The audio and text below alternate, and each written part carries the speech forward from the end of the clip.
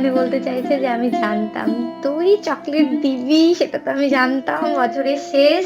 আ সেটা মানে তোকে এরকম বলতে হবে না। কিন্তু আমি ভাবতে পারিনি যে তুই ক্লিপ টিপ এই সমস্ত নিয়ে আসবি। আর আমার বোনের চুলগুলো এত মানে বড়, মানে একদিন না হয় দেখাবো আপনাদেরকে। তো সেইজন্য না অনেক বড়, বড় ক্লিপই হয়। আমার মাকেও আমি একটা ক্লিপ দিয়ে দিয়েছিলাম আর হচ্ছে একটা টিকের পাতা দিয়ে দিয়েছিলাম আমার মাকে। আর আমার না ক্ষীরমালাই খেতে খুব ভালো লাগে। তো আমি আসার পথে আমার নিজেকে আমি নিউ ইয়ারে গিফট দিয়েছিলাম কিছু মিষ্টি। যদিও আমার মিষ্টি ভালো লাগে না, কিন্তু তবুও আমার নিজেকে আমার মনে হলো যে ক্ষীরমালাই নিয়ে যাই।